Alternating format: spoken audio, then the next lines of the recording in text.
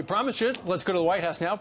Press Secretary Sarah Huckabee Sanders joins us on this beautiful day in our nation's capital. Good morning to you. Good morning. Good morning. It's a nice, I think, 110 degrees out here, so I'm excited to be with you guys. We could use some of that lemonade about now. Hey, we know that apparently the president met with 4 of his choices for the Supreme Court.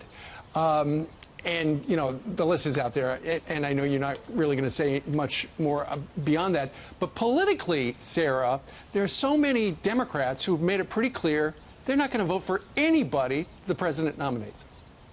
Look, I think that's the Democrats' message right now, which is oppose everything and do nothing. It's frankly gotten really sad that their party has no message, no leadership, no solutions, and they want to fight a president who's trying to lead and who's doing amazing things for our country and things that are really hard to argue with. We have a booming economy. He's created job after job after job. ISIS is on the run one day after the next. Great things are happening across the globe, and particularly in America, and this president is leading that effort. And Democrats, frankly, they should join him in all of the great things that are happening in this country instead of fighting them, particularly since they have no ideas of their own. Sarah, quickly on that Supreme Court pick, can you confirm that he's only interviewing people that were on that list? Because there's been rumors of adding a couple of additional names. The president has said he's focused on that list, and as of right now, he's going to continue to stick with that list. Look, the main thing the president is looking for are people that fit the qualifications that you would want in a Supreme Court justice. Tremendous intellect, someone who will stick to upholding the Constitution, and somebody who has great judicial temperament. Those are the big things the president is looking for in a candidate, and he's got a great group to choose from, and I know he's going to make the right decision, and we're excited about his announcement on Monday. Well, Sarah, we just heard that Oprah Winfrey doesn't want to run for president because she's watching what's happening to all of y'all when you're eating at a restaurant. Scott Pruitt was at a restaurant, and someone came up, a lady with her baby on her hip, and her husband filming it, puts it on Facebook, talking about what he's doing to environment, and we've seen different people, different lawmakers come out and say basically that Democrats should continue to harass you guys for working for the president. Jennifer Rubin, the Washington Post columnist, she's supposed to be a conservative. She was on MSNBC, and this is what she said about you. Sarah Huckabee has no right to live a life of no fuss, no muss after lying to the press, after inciting against the press. These people should be made uncomfortable, and I think that's a life sentence, frankly. What do you think about this lack of civility? Is it worth it, Sarah? Look, I'm going to continue to do exactly what I tell my kids to do, and that's to treat everybody with respect, whether I disagree with them or not.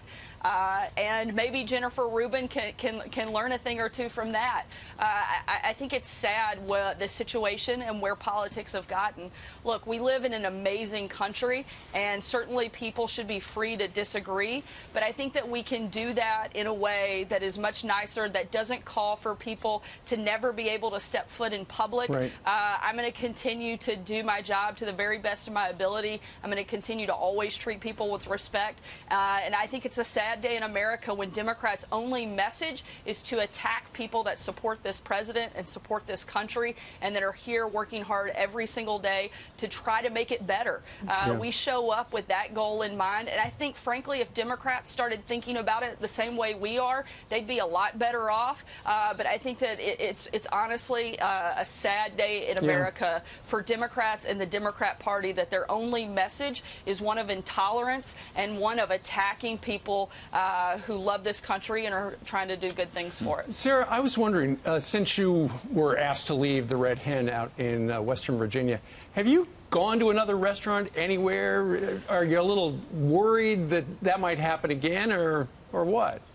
I've been to one, but I'm not going to name locations to keep from creating any problems. It went fine.